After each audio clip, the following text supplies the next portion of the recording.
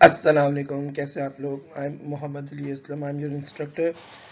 We are moving towards our last lectures. I think this is going to be over 29 lecture, and then afterwards we have only lectures left. Okay class, हम लोग कर रहे थे editing techniques. अभी editing techniques पर हमारा एक lecture हुआ है, आज एक और होगा, इसके बाद नेक्स्ट वीक एक और एडिटिंग टेक्निक्स पर लेक्चर होगा. Then we will be left with 2 lectures. Okay class, I hope आप लोगों को एडिटिंग के लिहाज से कुछ चीज़ें क्लियर हो रही होंगी. हम आज आगे एडिटिंग के लिहाज से कुछ और चीज़ें देखेंगे. आ जाए जी. एक्टिव और पैसिव वॉइस. सबसे पहले तो ये देख लें कि एक्टिव और पैसिव वॉइस होता क्या है. दो वॉइसेस होती हैं, या तो एक्टिव वॉइस होती है या पैसिव वॉइस होती है. एक्टिव वॉइस वो होती है जिसपे सब्जेक्ट जो होता है ना एक्शन कर रहा होता है. पैसिव वॉइस वो होती है जिसमें आपका जो सब्जेक्ट होता है ना वो रिसीवर ऑफ एक्शन होता है. अच्छा, अब यहाँ पे देखें, अ sentence is passive when the target or object of the verb appears in front of the verb. For example, अब वो कह रहा है कि एक सब्जेक्ट जो एक सेंटेंस जो है ना वो पैसिव होता है जब आपका वर्ब का जो ऑब्जेक्ट या टारगेट होता है, जो रिसीवर होता है एक्शन का, वो वर्ब के फ्रंट पर आए. ठीक है, उसको हम कहते हैं पैसिव वॉइस. ठीक है, जैसे ये देखिए, the newspaper was read by Chris. अब यहाँ पे वर्ब क्या है? Was read by Chris. अब आपका जो एजेंट है ना जिसने ये एक्शन किया है, जो ऑब्जेक्ट है वर्ब का, जो एक्शन को रिसीव कर रहा है, वो क्रिस है और वो इसके आगे आ रहा है. So this is passive voice. A sentence is active when the agent और doer of the action appears in front of the verb. For example, Chris read the newspaper. अब यहाँ Chris read the newspaper, actually this is second form. Second form के भी यही spelling होते हैं कि Chris ने न्यूज़पेपर पढ़ा. अब यहाँ पर आप देख सकते हैं कि जो आपका डूअर ऑफ एक्शन है ना, जो एजेंट है क्रिस, वो आपके वर्ब से पहले आ रहा है. रीड यहाँ पे आपका वर्ब है. So this is active voice. Simple words में याद रखिएगा, जब सब्जेक्ट आपका जो डूअर ऑफ एक्शन होता है ना वो एक्शन कर रहा होता है, when the subject is doing the action, this is active voice. When the subject is receiving the action, this is passive voice. जब सब्जेक्ट आपका एक्शन को रिसीव कर रहा होता है ना वो पैसिव वॉइस होता है. अच्छा, अब इसमें एक और चीज़ बड़ी अहम है, बल्कि ये वर्ड से पता चला ना एक्टिव का मतलब क्या होता है. जैसे आप लोगों के अपने बच्चे आपने देखे होंगे, आपने लाइफ में लोग देखे होंगे कितने एक्टिव होते हैं. वो हम बात कर रहे थे ना एक दफ़ा, तो आपकी क्लास में किसी एक क्लास वाले ने बताया था उनके 3 बेटे हैं, वो तीनों बड़ा तंग करते हैं. जब हम बेटा बेटी की साइकोलॉजी पे बात करते हैं कि लड़का लड़की में डिफरेंस है, इनहेरेंट इनहेरिट है, इनहेरिटेड है. ये जितना मर्जी वेस्ट कह ले, लेकिन लड़का लड़की के अंदर डिफरेंसेस हैं और बड़े क्लियर हैं. लड़के नहीं एक जगह टिक के बैठते, लड़कियां बैठ जाती हैं. जो छोटी छोटी बच्चियां होंगी, आपने कहा वो लड़कियां बैठ जाती हैं टिक के एक दफ़ा, लेकिन लड़के कभी भी नहीं बैठते. वो आपकी क्लास वाले बता रही थी ना, उनके 3 बेटे, वो तीनों बहुत तंग करते हैं.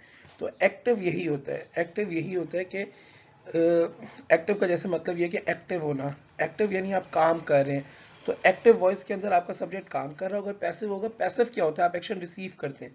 ठीक है ना, माँ बाप से कोई गलती कर दी और डांट पड़ी है तो चुप करके सुनना, दिस इज पैसिव. आपकी आवाज़ इनएक्टिव हो जाती है, बिल्कुल खामोश होकर बैठे होते हैं आप, और आप एक्शन को रिसीव कर रहे होते हैं. आपको डांट पड़ी होती है, आप खामोश होकर सुन रहे होते हैं. This is passive voice. ठीक है, तो ये एक्टिव पैसिव वॉइस है. I hope clear. अगर अभी भी कोई मसला हो तो आप लोग मुझसे पूछ सकते हैं. Advantages of using active voice. Active voice use करने के एडवांटेजेस क्या है? It conveys a more natural order in which events take place.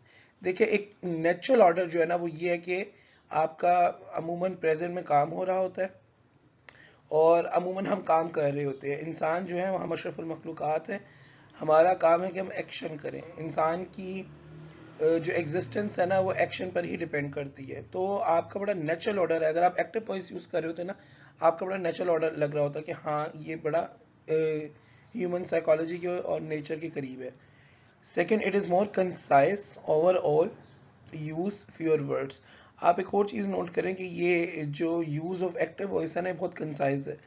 आप जब एक्टिव वॉइस यूज़ करते हैं ना तो आप कम से कम वर्ड्स यूज़ कर रहे होते हैं. सिंपल देखिए, एक सब्जेक्ट है, एक वर्ब है, एक ऑब्जेक्ट है. ठीक है, कम्प्लेक्स सेंटेंसेस भी आप लें, एक डिपेंडेंट क्लॉज है कि डिपेंडेंट क्लॉज है. तो कंसाइज यूज ऑफ वर्ड्स होता है इसके अंदर. ज़्यादा वर्ड्स नहीं आप यूज़ करते. सिंपल है, दे आर प्लेइंग क्रिकेट. ठीक है, सिंपल. फिर इसी तरीके से a mother helps her children. ठीक है, a mother takes care of her children. A father spoils them. ये मैं मजाक कर रहा था। A father is responsible for his children also. अब ये सारे एग्जाम्पल्स हैं एक्टिव वॉइस के। आप देखिए सिंपल सेंटेंसेस और बड़े ब्रीफ है। वो एक है ना sentence, brevity is the soul of wit. उसका मतलब ये होता है कि brevity is the soul of wit. अगर आपने कोई अच्छी बात कहनी है तो चंद अल्फाजों में कहें। तो ये एडवांटेजेस हैं एक्टिव वॉइस के। या हम एक्टिव वॉइस की बात कर रहे हैं। पॉइंट सी देखिएगा, it allow us for the use of powerful verbs. आप पावरफुल वर्ब्स यूज कर सकते हैं। पावरफुल वर्ड्स, वर्ब्स की बात हो रही है। वर्ब्स होता है आपका एक्शन। आप यहाँ देख सकते हैं कि आपके पावरफुल वर्ब्स कौन कौन से हैं। जैसे पावरफुल वर्ब्स हैं आपके, ये रन हो गया, रीच हो गया, ये सारे पावरफुल वर्ड्स हैं, वर्ब्स हैं सॉरी, क्योंकि ये हम यूज बहुत ज्यादा करते हैं। और ये टेस्ट हो गया, स्मेल हो गया, सेंसेस के जो वर्ब्स हैं आपके।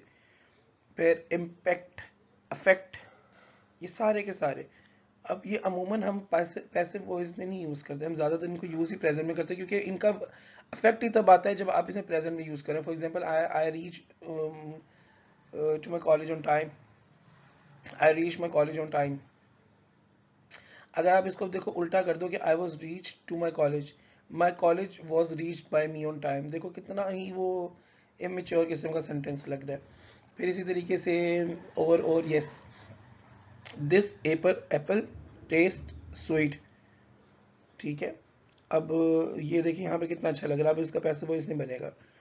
और मुझे सोचने थे और कोई वर्ड, और कोई वर्ड, और कोई word.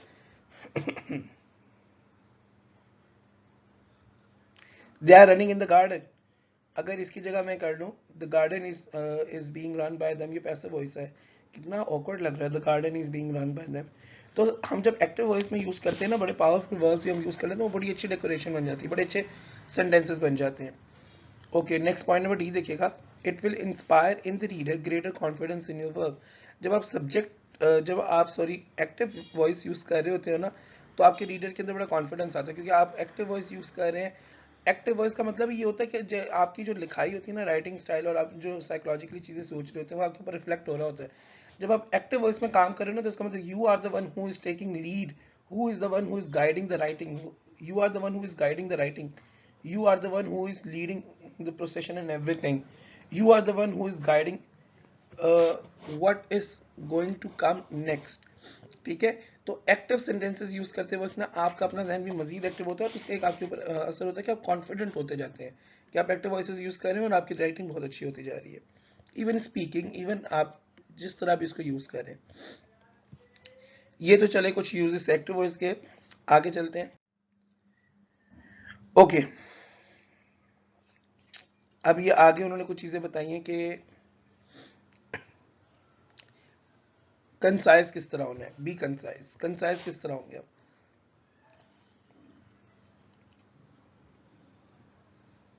Okay, academic writing is expository writing. जो आपकी एकेडमिक राइटिंग है ना, वो आपकी एक्सपोजिटरी राइटिंग है। एक्सपोजिटरी राइटिंग होती है जो आप जिसमें आपने सिर्फ एक्सप्लेन करना है। Writing that tries to explain something rather than entertain। आपका ये पर्पस नहीं होता कि आपने किसी को एंटरटेन करना है, आपका पर्पस ये होता है कि आपने चीजें एक्सप्लेन करनी है। देखिए, जब आपने एक्सप्लेन करनी होती है ना, तो आप उसके अंदर इधर उधर की बातें नहीं कर सकते, अननेसेसरी बातें नहीं करनी, इररिलेवेंट चीजें ऐड नहीं करनी, और आपने स्टोरियां नहीं सुनानी, ना इलस्ट्रेशंस ऐड करनी है। You have to be to the point, you just have to explain what is being said. देखिए ना, आप लोगों से बेहतर माशाल्लाह कौन ही करेगा। आप लोगों के पास जब पेशेंट्स आते हैं तो, और वो अक्सर पूछते हैं कि इस बीमारी का बताएं वगैरह, या इस डिजीज का बताइए, कोविड के बारे में आपसे आजकल लोग बहुत पूछते होंगे, तो आप सिर्फ उतना एक्सप्लेन करते होंगे जितना आप जानती हैं। आप खुद से नहीं चीजें ऐड करते होंगे।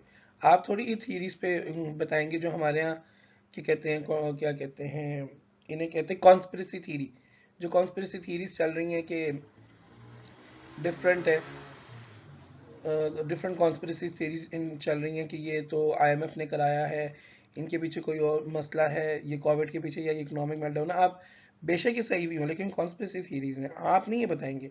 आप तो बात करेंगे कि कोविड है क्या, इसके इफेक्ट्स क्या हैं, कितने लेवल पर ये है, क्या नंबर ऑफ केसेस किस तरह आ रहे हैं। आपने सिर्फ उतना ही एक्सप्लेन करना है जितना कि आपको मालूम है। आपका पर्पस एंटरटेनमेंट नहीं है। आप लोग हकीकत टीवी नहीं बन जाइएगा। वैसे हमारे पाकिस्तान में तो मसला भी यही है, हम एकेडमिक राइटिंग के अंदर भी हकीकत टीवी बन जाते हैं। हकीकत टीवी के अंदर जिस तरीके से रिपोर्ट्स दिखाते हैं ना, एक दफ़ा मेरा भांजा आया, मुझे आके कहता है अली मामू ये इस किस्म का ना एक फिश है, ये एग्जिस्ट करती है उस वाटर के अंदर वहां पे। मैं कहा ये कहाँ पे है, ये कैसे? कहते मैंने देखा हकीकत टीवी पे। तो मैं उससे साथ देखा, मैं कहा भाई हकीकत टीवी पे कुछ हकीकत नहीं होता, उसे छोड़ दो। तो ये बहुत ज्यादा ना इशू है हमारा कि हम एंटरटेन करने के लिए हम एक्सेजरेट करते हैं चीजों को। अच्छा, पॉइंट नंबर 2 देखिए, empty redundant words are everywhere in our writing. Part of the point of editing is to find and eliminate them.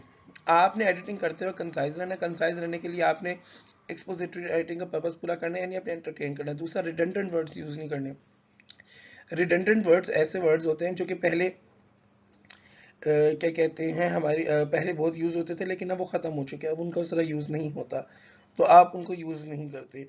मुझे इस वक्त एकदम तो मुझे सोचने दो। रिडंडेंट वर्ड्स,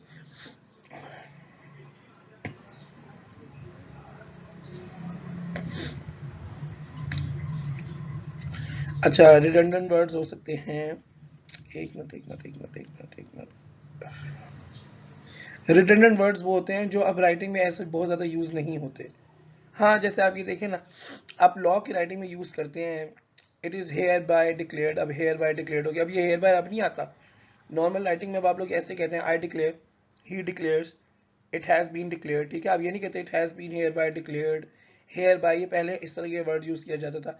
एक वर्ड था हिथैटो, HITHERTO, अभी भी होता है लेकिन बहुत कम। ये रिडंडेंट वर्ड्स हैं, आप इस तरह के वर्ड्स को ज्यादा यूज ना करें जो राइटिंग में नहीं आते।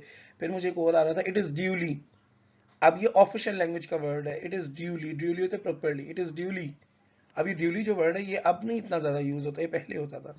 ठीक है, तो ये आप रिडंडेंट वर्ड्स अपनी राइटिंग के अंदर यूज ना करें, एडिट कर दें। Point number C, do not qualify absolutes. जो एब्सोल्यूट्स है ना उनको आप क्वालिफाई ना करें। एब्सोल्यूट्स होते हैं वो वर्ड जो एक एब्सोल्यूट स्टेटमेंट दे देते हैं। Very delicious, absolutely essential, no, I won't do it, critically important, critically important. आप इस तरह के एब्सोल्यूट्स यूज ना करें जो वर्ड्स आपकी ना एक स्वीपिंग स्टेटमेंट दे दें। आप सिंपल यूज कर सकते हैं, इट इज वेरी डिलीशियस, ये तो ठीक है। एब्सोल्युटली एसेंशियल, ये अब देखो एब्सोल्युटली भी आ गया और एसेंशियल भी आ गया, ये क्वालिफाई नहीं कर रहा। ठीक है, no I won't do it, आप ये कह रहे हैं कि I can do it, no ना यूज करें। आप इस तरह की लैंग्वेज यूज कर लें, जैसे if I find I will do it, इस तरह की लैंग्वेज यूज कर लें जो कि जिसका तासुर जो है वो बुरा ना है। एब्सोल्यूट्स जो होते हैं ना स्वीपिंग स्टेटमेंट्स को हमेशा मना किया जाता है। जैसे फॉर एग्जांपल एक बड़ी अच्छी एग्जांपल है, I was in Australia, I was going somewhere, I was working for my owner, he asked me to get a change. तो मेरे हाथ में पैसे थे, मैं उनका चेंज कराने के लिए जा रहा था। I was very happy that I was serving someone. तो बीच में ना एक बेगर था, उसने मुझे आवाज लाई पैसों के लिए ना, ही वाज एन ऑसी। तो मैं चला के गुजर के, मेरे पास तो पैसे उनके थे, मेरे अपने थोड़ी थे, और मैं क्यों मतलब उनके पैसे देता। मैं चुप, मैं भी मुस्कुराता गया, मैंने वो चेंज करा के मैं वापस आया, उसने मुझे फिर देखा, फिर उसने आवाज़ लगाना शुरू कर दी। मैं तो चुप करके, मैंने कहा मैं कुछ भी नहीं कहा, मैं चुप करके जाने लगा। तो मुझे आगे से ऊंची आवाज़ में लगा कर, तो यू पाकी, you terrorist, you this you that. तो मुझे बड़ा अफसोस हुआ, मैं एकदम मेरे को एकदम उसे यूं देखा और मैं चला गया। मैं कहा मतलब एक पाकिस्तानी उनकी कंट्री को सर्व कर रहा है, उनकी कंट्री में आकर उनको सर्व कर रहा है, उनके लोगों को सर्व कर रहा है, और आगे से वो इस तरह की बात कर रहा है। द प्रॉब्लम इज ये स्वीपिंग स्टेटमेंट है, ऑल मुस्लिम्स आर टेररिस्ट। ठीक है, जब आपने एक स्वीपिंग स्टेटमेंट दे दी ना, तो इससे नुकसान क्या होता है, लोगों के जहन में प्रेजुडिस बड़ी जल्दी बन जाते हैं। अब हमारे यहाँ लोगों के जहन में प्रेजुडिस बन चुका है that all Pakistani all Muslims are terrorist. तो उसने उसी प्रेजुडिस के उसमें मुझे कहा कि I am not a terrorist at all, most majority of the Muslims are not terrorist, majority of people of any religion are not terrorists। अगर आप टेररिज्म की बुनियाद की बात करते हैं ना, तो सबसे पहले क्वीन एलिजाबेथ और ये किंग फर्डिनेंड थे, जिन्होंने जब स्पेन कॉन्कर किया था। आप ये उसकी बुक है, क्या नाम है, कैरन आर्मस्ट्रॉन्ग की बुक है, ये इंटरनेशनल मानी जाती है। कैरन आर्मस्ट्रॉन्ग की बुक है, नाम मेरे जहन से एकदम निकल गया, फाइट फॉर गॉड है शायद, कुछ इस तरीके से। आप वो पढ़ लें, आपको पता चल जाएगा। सबसे पहले 1292 के अंदर जब स्पेन में मुसलमानों की हुकूमत ख़त्म हुई थी, तो सबसे पहला टेररिज्म तो इधर हुआ था। किंग फर्डिनांड था और क्वीन एलिजाबेथ थी, क्वीन एलिजाबेथ थी आई थिंक। इन्होंने क्या किया था, इन्होंने मुसलमानों को और यहूदियों दोनों को कहा था कि या तो आप क्रिश्चियनिटी में कन्वर्ट हो जाएं, या आप क्रिश्चियनिटी में कन्वर्ट नहीं होते तो आप ये मुल्क छोड़ें। और जो लोग नहीं कन्वर्ट, इन्होंने कन्वर्ट किया ज़बरदस्ती, जो नहीं हुए इन्होंने ज़बरदस्ती उनको निकाला। और फिर इन्होंने 30,000, अब मुसलमानों, स्पेन में मुसलमानों की हुकूमत थी और यहूदी कई सालों से सबसे ज्यादा उन्होंने अच्छी जिंदगी अगर गुजारी है ना हजरत सलमान के दौर के बाद, तो वो स्पेन में मुसलमानों के दौर हुकूमत में गुजारी। उनके ऊपर कोई मसला नहीं था, आते साथ ही 30,000 यहूदी एग्जाइल किए और कोई 60,000 मुसलमान एग्जाइल किए इन्होंने। तो सबसे पहला जो टेररिज्म का अगर एक्ट अगर किसी ने किया है इंसानी तारीख के अंदर, तो वो तो ये है। वो तो 1292 के अंदर हुआ था, जो यहूदी और मुसलमानों के ऊपर हुआ था। हमारे साथ तो हुई है बहुत बुरी। खैर, इन्होंने असल पर्पस पता है क्या है, इन्होंने किसी मजहब को नहीं छोड़ना, चाहे यहूदियत हो, चाहे मसीहत हो, चाहे इस्लाम हो। ये तीनों मजहब ऐसे हैं जो इनको चैलेंज करते हैं, तीनों एक खुदा के मजहब है। ये इनको चैलेंज करते हैं, जो जायनिस्ट का सिस्टम है ना। तो आहिस्ता आहिस्ता ना ये तीनों मजहब के खिलाफ ना कुछ करते ही रहते हैं। तो ये एब्सोल्यूट स्टेटमेंट्स जो होती है ना, ये बड़ी बुरी होती है, नहीं देनी चाहिए। डी देखिएगा point, avoid distinctions without difference. Two words that basically mean the same thing. आप ना डिफरेंसेस बताए विदाउट डिफरेंस किए बगैर आप डिस्टिंक्शंस को अवॉइड करें। ठीक है, जैसे टू वर्ड्स जिनका एक ही मतलब है वो करने यूज, जैसे they conducted research which was both insightful and penetrating. ये अच्छा नहीं है, ठीक है। देखिए ना, आप एक तरफ वो कह रहे हैं कि इनसाइटफुल थी यानी डीप थी, पेनिट्रेटिंग, अब पेनिट्रेटिंग ना फिट ही नहीं होता। आप ऐसे वर्ड्स यूज करें जो कि आप कह रहे डिफरेंसेस को ना ही शो करें, या अगर आपने डिफरेंस को शो करना है ना, आप एक अलग सेंटेंस लिख लें। अब यहाँ देखिए ना, एक इनसाइटफुल है, दूसरा पेनिट्रेटिंग, दोनों का मतलब एक ही है, लेकिन पेनिट्रेटिंग का मतलब यहाँ पे वो पेनिट्रेटिंग का वर्ड फिट ही नहीं हो रहा है यहाँ पर। इनसाइटफुल इज फार बेटर और डीप हो सकता है, थॉट प्रोवोकिंग हो सकता है, ये ना करें। अवॉइड टोटोलॉजीज। टोटोलॉजीज होता है repetition of a meaning already expressed. किसी टोटोलॉजी होता है बार बार किसी चीज को रिपीट करें। It had a sweet sugary taste. अब स्वीट और शुगरी एक ही मतलब है, तो आप टोटोलॉजीज को अवॉइड करें, ऐसे वर्ड्स ना यूज करें जिसमें रेपिटेशन का भाम हो। नेक्स्ट देखिए, बी प्रिसाइज। प्रिसाइज है, precision relates to the choice of words that best allow you to communicate your meaning to the reader. Precision का मतलब ये होता है कि आप वो वर्ड्स यूज करें कि जिसके साथ अपने रीडर्स के साथ कम से कम वर्ड्स में बहुत अच्छी तरीके से इंगेज हो जाए। कम लफ्ज इस्तेमाल करेंगे, ये तो हमारे सामने ही है ना, कि आप जितना कम बोलेंगे उतना ज़्यादा अच्छा लोगों को एक्सप्लेन कर सकते हैं, उतना ज़्यादा लोगों को अच्छा समझा सकते हैं। जब आप ज़्यादा बोलते हैं ना, तो मसला पता है क्या होता है, लोग पिक करने का लग जाते हैं वर्ड्स आपकी लोग इंटरेस्ट खोने लग जाते हैं, लोग बोर होने लग जाते हैं। मुझे याद है हम उर्दू का पेपर अटेम्प्ट करते थे, हमारी टीचर ने एक बार बताई थी कि उर्दू का पेपर के लिहाज से बताई थी, लिखो लिखो बहुत अच्छा लेकिन टू द पॉइंट लिखो। क्योंकि हमें तो ये सिखाया जाता है ना कि बस लिख ही जाओ, दबा के लिखो, लिख ही जाओ। तो ये बड़ा इंपॉर्टेंट है लिखने में, राइटिंग में, स्पीकिंग में। राइटिंग में, स्पीकिंग में, रीडिंग में, her not in reading, writing speaking में बड़ा इंपॉर्टेंट है कि आप कम से कम वर्ड्स यूज करें और अपनी बात को कन्वे करें। बी से पहले 2 मिनट रुकिएगा।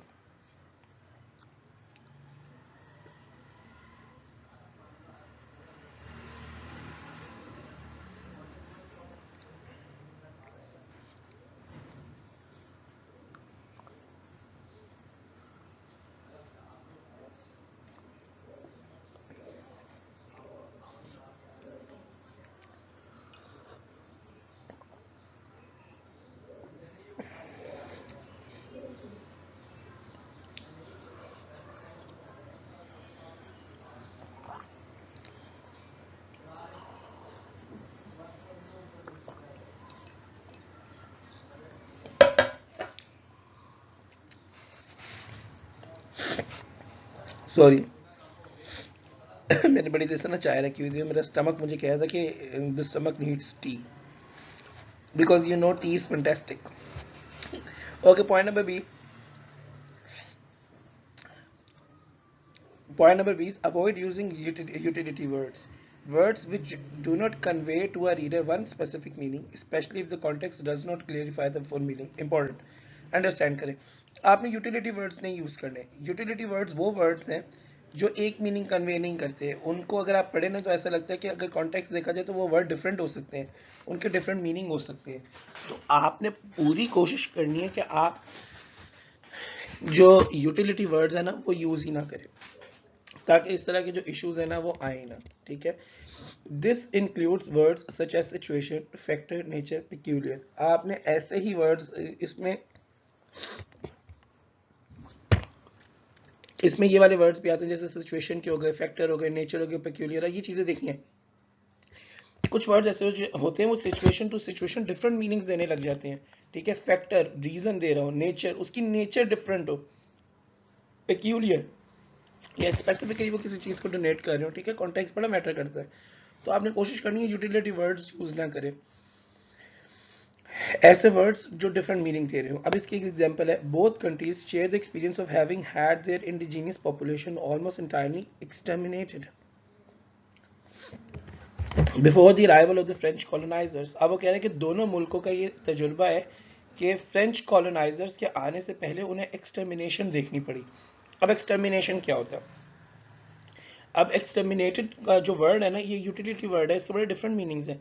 अब देखो बोथ कंट्रीज को ये फ्रेंच कॉलोनाइजर से पहले तकरीबन उनकी जो इंडिजीनियस उनकी लोकल पॉपुलेशन जो थी वो कंप्लीट इंटायरली एक्सटर्मिनेटेड हो गई थी। अब एक्सटर्मिनेटेड कंप्लीटली फिनिश भी हो सकता है, ख़त्म भी हो सकता है। अगर ख़त्म हो गई थी तो फिर फ्रेंच ने आके कॉलोनाइज इसको किया। फिर उसके अलावा इसका एक मतलब ये भी होता है, हो सकता है कि उनको बुलडोज किया गया। एक मतलब ये भी हो सकता है कि उनको शूट किया गया। एक्सटर्मिनेट का मतलब होता है मैस किलिंग, शूटिंग वगैरह भी हो सकता है। असल में मसला यहाँ पे जो अब देखिए कॉन्टेक्स्ट का डिफरेंस आता जा रहा है ना, कि कितने मीनिंग्स यहाँ पे बन सकते हैं। ऐसा वर्ड यूज करें जिसका ऐसा मीनिंग बनता हो जो कॉन्टेक्स्ट के मुताबिक क्लियर हो और लोगों को कंफ्यूजन ना हो। यहाँ पे सिंपल लिख दिया जाता फिनिश्ड, मसला ही ना होता, simple finished. Both countries share the experience, दोनों मुल्क जो हैं तजुर्बा ये शेयर करते हैं, having had there indigenous populations, कि उनकी जो अपनी मकामी जितनी भी आबादियाँ थी ऑलमोस्ट इंटायरली एक्सटर्मिनेटेड, तकरीबन ख़त्म हो गई थी, before the arrival of the French colonisers, फ्रांसीसी कॉलोनाइजर्स ये नौआबादियाती इंतज़ामिया के आने से पहले, ठीक है। अब नेक्स्ट देखिएगा, always state precise dates rather than currently, recently, in the last 15 years or 2 decades ago। आप currently, recently वगैरह use, last 15 years ago, 2 decades ago, इतना ज़्यादा यूज़ करने की बजाय ना जो एडिटेड वर्जन है ना उसके अंदर आप सिर्फ प्रिसाइज डेट्स को यूज़ करें। अब प्रिसाइज डेट्स या 1959, ठीक है। अब देखो बिल्कुल प्रिसाइज हो गया ना, इन 1959, इन 2000, इन 2010, बिल्कुल प्रिसाइज होकर आप बात कर रहे हैं यहाँ पे। नेक्स्ट देखते हैं, साइन पोस्टिंग, हमने बात की थी, हम साइन पोस्टिंग के बारे में पढ़ेंगे। Signposting and satisfying readers expectation. Signposting इस तरीके से होनी चाहिए कि आप रीडर की जो सेटिस्फेक्शन है ना उसको बहुत ज़्यादा मतलब एक्सपेक्टेशन तो वक़्त के ऊपर पूरा उतरे। ये भी चीज़ पॉइंट क्लियर हो जाएगा। Number 1 point is readers actively seek a basis for predicting what will come next. Signposting ये होती है कि आप इस तरीके के साइंस देते हैं कि रीडर्स को ये पता चल जाए कि आगे आने वाला क्या है, what is going to come next. आप ये देखें ना, ये कंफ्यूजन है, यानी क्या इस बंदे को बहुत कंफ्यूजन हो रही है। ये जो साइन पोस्ट लगे हुए हैं किसी डायरेक्शन के देने के, ये हर जगह साइन दे रहे हैं, ये सारा का सारा अगला बंदा कंफ्यूज हो जाता है किसने किस जगह जाना है, ये समझ ही नहीं आ रही। दो एरोज इधर जा रहे हैं, दो एक इधर जा रहा है, एक उधर जा रहा है, एक उधर जा रहा है, बहुत ज़्यादा कंफ्यूजन है। ये लगता है ये जो डंडा और ये जो सारा साइन पोस्ट है ना ये लाहौरी है। मैं खुद लाहौरी हूँ लेकिन मैंने खुद एक्सपीरियंस किया कि लाहौरी बहुत गलत वो बताते हैं रास्ता, ऐसा रास्ता बताते हैं कि आप परेशान हो जाते हैं कि क्या रास्ता बता दिया इन्होंने। ये नहीं होना चाहिए। अच्छा, बड़ा बड़ा मसला हो जाता है। मैंने एक दफ़ा अपने दोस्त से कहा, अब आप जगह देखें, हम खड़े हैं लक्ष्मी चौक पर और मैंने उससे कहा कि वो उधर जाना है। उसने कुछ एक जगह बताई चुबुर्जी की बैक साइड पर। तो मैंने उससे कहा यार मैं बाइक पर आ जाता हूँ, आप गाड़ी पर जाएंगे। तो मसला ही क्या है, 2 गली छोड़ के तो है। लिटरली उसने मुझे यूं कहा। मैं कहा क्या? वो कहता है ये 2 गली छोड़ कर ही तो चुबुर्जी है, तुम्हें से गाड़ी में चल, हम आके बाइक ले लेंगे। मैं कहा भाईजान 2 गली छोड़ के नहीं है। वो मुझे ऐसे करके देखा, कहता नहीं यार 2 गली छोड़ के। मैंने कहा कैसे 2 गली छोड़ के है? कहता यहाँ से सीधा एक इशारा अनारकली का और दूसरा इशारा चुबुर्जी का, तो ये 2 गली छोड़ के। और मैं कहा भाईजान ये अच्छा खासा 7 से 15 मिनट का रास्ता है, 10 से 15 मिनट का रास्ता है, तुम कह रहे 2 गली छोड़ के। तो ये देखो लाहौरियों के अंदर ना हमें पता नहीं चलता। मैं खुद लाहौरी हूँ तो मुझे खुद भी अंदाजा है चीज़ का, हम अगले बंदे को ना फ्रस्ट्रेट करने के चक्कर में गलत रास्ता बता देते हैं। अच्छा, readers actively seek a basis for predicting what will come next. हमें ना साइन पोस्टिंग चाहिए क्योंकि रीडर्स को, ताकि ये पता चल सके कि आगे क्या आने वाला है। Point B, readers become confused and irritated when their predictions are not fulfilled. अच्छा, रीडर्स बहुत ज़्यादा कंफ्यूज हो जाते हैं और बड़े परेशान हो जाते हैं कि उनकी एक्सपेक्टेशंस फुलफिल नहीं हो रही हो। इसलिए साइन पोस्टिंग आपने इस तरीके से करनी कि रीडर्स की सेटिस्फेक्शन हो। एडिट आपने इस तरीके से करना है कि आपका जो मैनुअल है, मैन्यूस्क्रिप्ट है, आपका जो टेक्स्ट है, जो चीज़ पढ़ी जाने वाली है वो लोगों को समझ आए और उसके अंदर हिंट्स मिले लोगों को आगे के वो जो एक्सपेक्ट करें उसकी। देखिए, using predictive statements. Predictive statements and organizers are statements or words that help a reader to predict the content and organization of the information that will follow. Predictive statements ये होती हैं और ऑर्गेनाइजर्स भी इनको कहते हैं। ये वो होते हैं जो आपको रीडर को इस चीज़ में हेल्प करते हैं कि वो प्रिडिक्ट कर सके कि आगे जो कंटेंट ऑर्गेनाइजेशन है वो किस तरीके से इंफॉर्मेशन आएगी, ठीक है, किस तरीके से मिलेगी। There are two kinds of predictive statements, दो किस्म की प्रिडिक्टिव स्टेटमेंट्स हो सकती हैं, ठीक है। अब प्रेडिक्टिव स्टेटमेंट का क्या पर्पस है? आप इस तरह की प्रेडिक्टिव स्टेटमेंट्स यूज करते हैं जिसमें आप बताते नहीं अपने, क्या कहते हैं, आप लोग अभी लिखेंगे ना, प्रोजेक्ट करेंगे, थीसिस करेंगे, डिसर्टेशन करेंगे, तो उसमें आप लोग ये बताएंगे अपने एब्स्ट्रैक्ट के अंदर कि आपने डाटा एनालिसिस किस तरीके से किया है, आपने क्या कहते हैं मेथड कौन सा लिया है, डाटा एनालिसिस किस तरह किया है, मेथड कौन सा लिया, आपकी चैप्टराइजेशन किस तरीके से है, आपका ऑब्जेक्टिव ऑफ स्टडी क्या है, आपके क्या कहते हैं स्टडी क्वेश्चंस क्या है, ये सारा कुछ जो आप बताते हैं ना, ये बेसिकली प्रेडिक्टिव स्टेटमेंट्स है। अब ये देखिए, एक्सप्लिसिट, एक्सप्लिसिट होता है, एक्सप्लिसिट जैसे होता है ना, कुछ लोग होते हैं एक्सप्लिसिट होते हैं, बड़े वाज़ेह बड़े जेस्चर्स अच्छे होते हैं, खुल के बयान करने वाले। This paper will firstly present the key features of the PhD programme. अब ये अपने पेपर के बारे में प्रेडिक्टिव स्टेटमेंट्स दे रहे हैं कि ये पेपर जो है ना पीएचडी प्रोग्राम के जो की फीचर्स हैं पहले उसके बारे में बिल्कुल बताएंगे।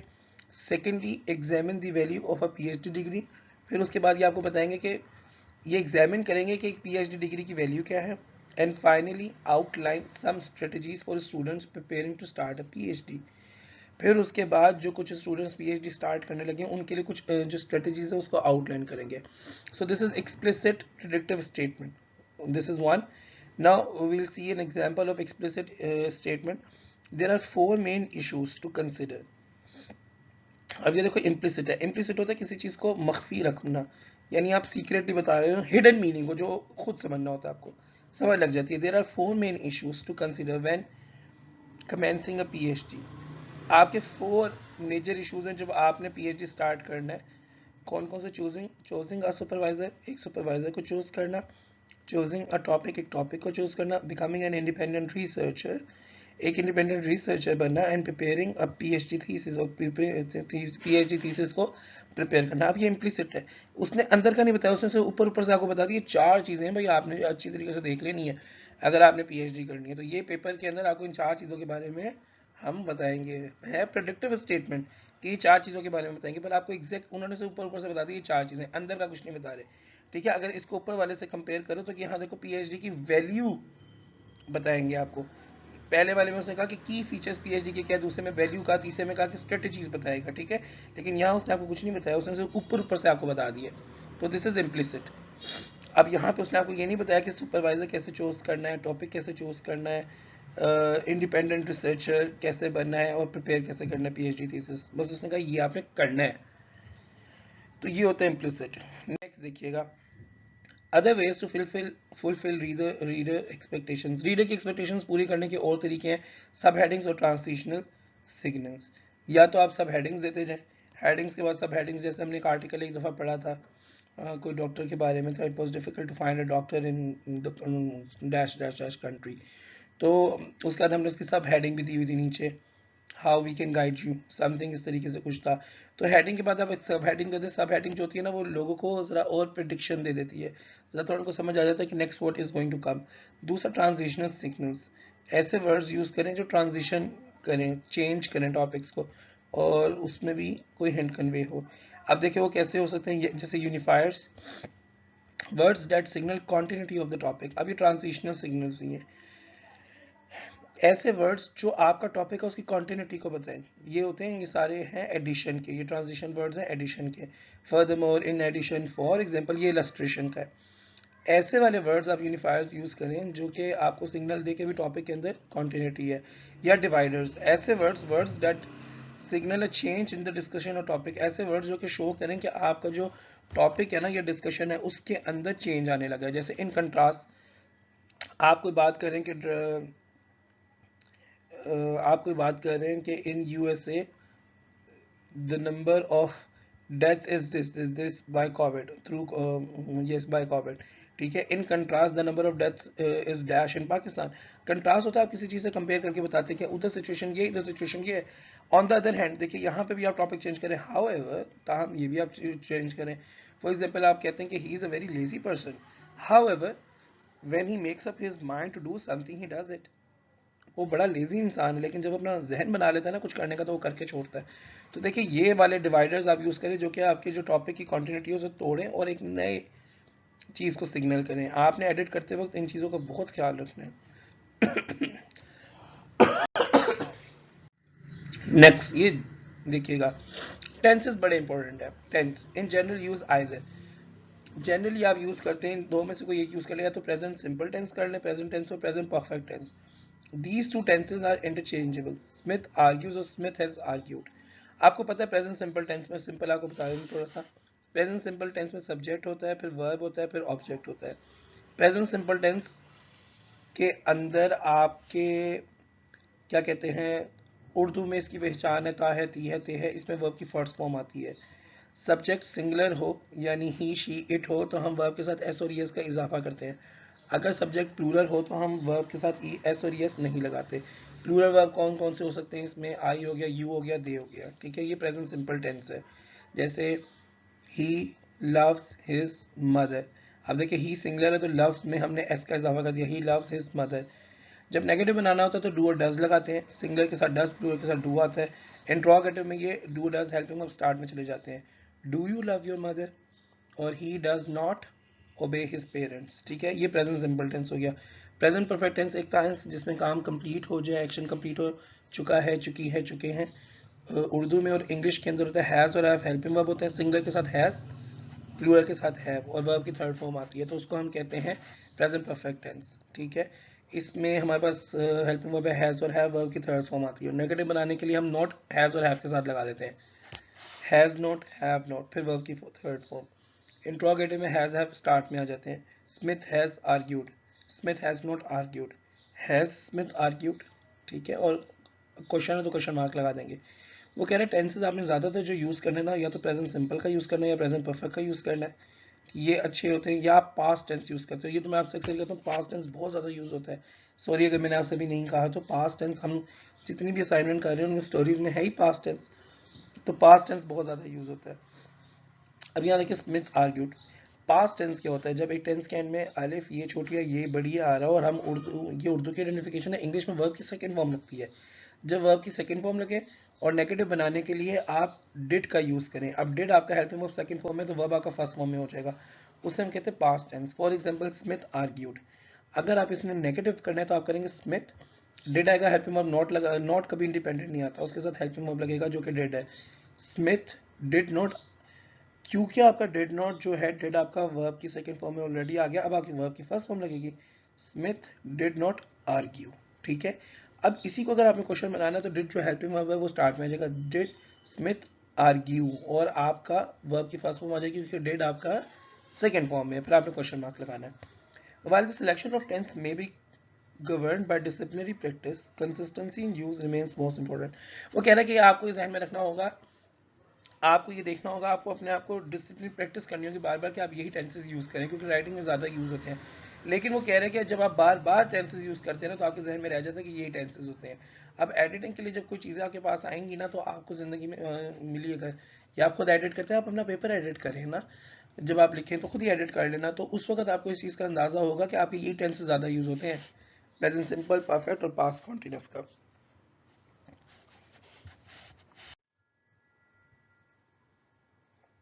अच्छा जी, गाइडलाइंस देखिएगा, at all cost keep the tenses of sentences clauses consistent. For example, हाँ टेंसेस की बात हो रही है, ठीक है ठीक है। आपने जो टेंसेस है ना उनको कंसिस्टेंट रखना है, ये नहीं करना कि आपने टेंस चेंज कर देना, ये पैरेललिज्म के भी खिलाफ है और ये गलत हो जाएगा ना।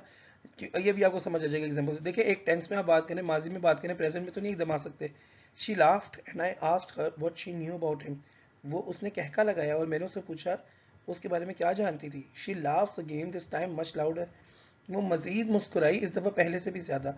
अब ये फिर लाफ्स आ गया, ठीक है। यहाँ देखें आप, लाफ्स था पास्ट, यहाँ लाफ्स आ गया प्रेजेंट। ये तो आपने टेंस की जो कंसिस्टेंसी उसको बरकरार ही नहीं रखा। आपने हर हाल में टेंसेस को, सेंटेंसेस क्लॉजेस को, सेंटेंस क्लॉजेस की टेंसेस को कंसिस्टेंट रखना है, बरकरार रखना है। जो टेंस देखिए, जिस टेंस में बात हो रही होती है उसी में आप करते हैं। The above demonstrates an illogical sequence of tenses, past in the first sentence and present in the second. देखिए illogical sequence है, माजी में बात हो रही है तो माजी में बात होगी ना। उसने कहा है कि वो मुस्कुराई, जब मैंने उससे पूछा, जब मैंने दोबारा पूछा तो वो उससे ज्यादा मुस्कुराई। ये थोड़ी होगा कि अब मुस्कुराई। तो ये एक हम लोग बहुत ज्यादा कंफ्यूजन करते हैं। जैसे मुझे याद है, मुझे हमेशा स्टूडेंट्स को बताना पड़ता है अभी तक कि जिस टेंस में आपका क्वेश्चन होता है ना, उसी टेंस में आप लोगों ने आंसर करना होता है। एक बहुत बड़ा इशू ये होता था कि पास्ट में क्वेश्चन होता था और आप लोग आंसर प्रेजेंट में कर रहे होते थे। तो इन चीज़ों का आप लोगों ने बहुत ज़्यादा ख्याल रखना है। जिस टेंस के अंदर आप बात करें उसी टेंस में रहें। नेक्स्ट देखिए, possible use of future tense. आप फ्यूचर टेंस के पॉसिबल यूजेस क्या कहाँ यूज कर सकते हैं? In your introduction, when you are stating the aims of your research. आप अपने इंट्रोडक्शन में बता सकते हैं जब अपनी रिसर्च के एम बता रहे हैं। For example, in this research the researcher will examine the value of a PhD, the objectives of a PhD, the strategies for finishing his PhD on time. अब आप देखिए यहाँ पे आप फ्यूचर टेंस यूज कर सकते हो कि आप रीडर को बता रहे हैं कि इसमें के अंदर क्या आने वाला है, इस रिसर्च के अंदर। A literature review where you are outlining the narrative of your research. Literature review ये होता है, पहले तो लिटरेचर रिव्यू समझने। आपकी रिसर्च में लिटरेचर रिव्यू बहुत इंपॉर्टेंट होता है। लिटरेचर रिव्यू ये होता है कि जो आपका इंटेंडेड पॉइंट है ना रिसर्च के अंदर, उसके ऊपर जो लोगों ने पहले बात की हुई है ना, वो लिटरेचर रिव्यू होता है। तो आपने बताया फला फला ने इसके बारे में ये कहा, फला फला ने ये कहा, फला फला ने ये कहा, लेकिन किसी ने भी इसको इस तरीके से नहीं कहा जिस तरीके से मैं कह रहा हूँ, ठीक है। ये आपका लिटरेचर रिव्यू होता है। तो लिटरेचर रिव्यू में भी आप बात करते हुए नैरेटिव अपने रिसर्च को जब करेंगे ना कि फला फला ने ये कहा है, मैं ये कहूंगा, तो वहां पे आई इंटेंड और I will tell you about this, तो वहां पर आप फ्यूचर टेंस को यूज कर सकते हैं। See in your conclusion when you are making suggestions for possible future research. अपने कंक्लूजन में भी आप यूज कर सकते हैं फ्यूचर टेंस को, जब आप ये बता रहे होंगे कि पॉसिबिलिटी क्या है कि फ्यूचर में आप लोग किस तरीके से इस रिसर्च की बेस पर मजीद रिसर्च की जा सकती है। इस रिसर्च की बेस पे किस तरीके से कोई, अगर आपने रिसर्च वैक्सीन के ऊपर किया है तो आप कर सकते हैं कि किस तरीके से वैक्सीन बनाई जा सकती है, ठीक है। तो आप ये ध्यान में रखिएगा, इंट्रोडक्शन, लिटरेचर रिव्यू और कंक्लूजन, ये तीन पार्ट्स हैं जहां पर आप फ्यूचर टेंस को बड़े इजीली यूज कर सकते हैं। ये जी लास्ट है, marking up your work, mark your draft with the following और similar symbols to help the process of editing. Editing करते वक्त आप ये लास्ट में ये कर सकते हैं कि आप मार्क कर लें अपने, ये सिंबल्स बना लें एडिटिंग करते वक्त, और ड्राफ्ट को देखें क्या उनमें चीजें हैं। Lack of clarity, is the sentence paragraph argument clear? क्या सेंटेंस, पैराग्राफ और आर्ग्यूमेंट जो आपने बनाया वो क्लियर है? सेंटेंस ठीक है, समझ आ रहा है, पैराग्राफ समझ आ रहा है, आर्ग्यूमेंट समझ आ रहा है? कोई मसला है तो वहां पे क्वेश्चन मार्क बना लें। अब क्वेश्चन मार्क आपके जहन में रहेगा कि क्वेश्चन मार्क से मतलब ये कि लैक ऑफ क्लियरिटी, इसमें क्लियरिटी नहीं है। Material date can be deleted, is material redundant? ऐसा मटीरियल जो अननेसेसरी है, इनरेलेवेंट है या रिडंडेंट है, अब उसका कोई यूज ही नहीं है, तो आप वहां पे क्रॉस लगा लें, ड्राफ्ट पे क्रॉस लगा लें, ताकि आप ये साफ क्लियर कर लें जी कि आपने इसको आगे यूज ही नहीं करना, ठीक है। ये आर का साइन है, repetitive. Have I already established this point? एक पॉइंट आप पहले डिस्कस करके आ चुके हैं, अब आप दोबारा उस पॉइंट को डिस्कस कर रहे हैं, तो आप यहाँ पे आर का निशान बना लें, ताकि आप उसको नेक्स्ट टाइम जब आप फाइनल ड्राफ्ट की तरफ लेके जा रहे हैं तो आप उसे निकाल दें। Evidence required, have I adequately substantiated this point? आपने एक पॉइंट दिया है, क्या आपने उसके ऑथर के बारे में बताया, कि आपने रेफरेंस सही तरीके से दिया, कि आपने उसका एविडेंस दिया? आप कह रहे हैं कोविड वैक्सीन जो है वो इन्वेंट हो गई है, ठीक है, चाइना ने किया, तो आपको बताना होगा ना चाइना की किस कंपनी ने किया है, क्या एविडेंस एस्टेब्लिश हुआ है? अगर वहां पे नहीं हुआ, क्वेश्चन मार्क है, तो आप ई लगा दें, ताकि नेक्स्ट टाइम जब आप उसे फाइनल ड्राफ्ट में लेके जाने लगे ना, तो आपने उसका जो एविडेंस है वो भी एस्टेब्लिश करना है। Check accuracy of this point, am I sure about what I am saying? अगर आप किसी पॉइंट पे श्योर नहीं है ना, तो आप उसकी एक्यूरेसी को चेक करें। आपकी यहाँ पे ये एट द रेट का साइन बना लें, और एक्यूरेसी को आपने किस तरीके से चेक करना है, आप उसकी एक्यूरेसी को इस तरह चेक करें कि आप वो पॉइंट दोबारा जब आए फाइनल ट्रायल में ले जाने के लिए, तो आप उसको एक दफ़ा चेक कर लेंगे क्या ये एक्यूरेट है, यही पॉइंट है, कोई इसमें वीकनेस तो नहीं रह गई। Interpretive or analytical weakness, have I considered any possible objections to my assertion? यानी आपने जो assertion, जो आपने पॉइंट ऑफ व्यू अपना शेयर कर दिया, क्या उसके ऊपर कोई ऑब्जेक्शन आ सकता है? ऑब्जेक्शन, कोई इतराज उसके ऊपर आ सकता है? कोई इतराज किया जा सकता है? तो आप अच्छी तरीके से चेक कीजिएगा, इंटरप्रेटिव और एनालिटिकल वीकनेस तो नहीं है कि उसके ऊपर कोई इतराज आ जाए। अगर कोई इतराज है तो वो आप इतराज भी साथ मेंशन करते हैं ना, और फिर आप ये देखते हैं कि आप उसको किस तरीके से लुक कर रहे हैं, how are you looking after that objection. तो आप उसके आगे ये आहे बना दें इस तरीके से, तो इससे आपको पता चल जाएगा किसी भी जगह पर जब आप फाइनल ड्राफ्ट बना रहे होंगे कि रफ ड्राफ्ट जब आप देखेंगे, रीविजिट करेंगे, तो आपको अंदाजा हो जाएगा कि यहाँ पे मेरे इंटरप्रेटिव या एनालिटिकल वीकनेस है, और मुझे यहाँ पर क्या करना था, मुझे इसका ऑब्जेक्शन भी डालना था और ऑब्जेक्शन का जवाब देना था। या हो सकता है मेरा आर्ग्यूमेंट वीक हो और इसमें क्या कहते हैं ऑब्जेक्शन लग सके, तो मैं अपने आर्ग्यूमेंट को मजीद बेहतर करूँ। तो देखिए इस तरीके से एडिटिंग आपने करनी होती है। ये एडिटिंग बहुत ज़्यादा हेल्पफुल होती है। अगर आपको एडिटिंग करना अच्छी आ जाती है ना, तो मतलब it's a great profession. Even आप अपने काम अच्छे कर लेते हैं, फ्रेंड्स को हेल्प आउट कर सकते हैं, you can take it as a profession. चले जी, नेक्स्ट लेक्चर में हम एडिटिंग के बारे में मज़ीद कुछ चीज़ें देखेंगे। अपना ख्याल रखिएगा, तब तक के लिए अल्लाह हाफिज़।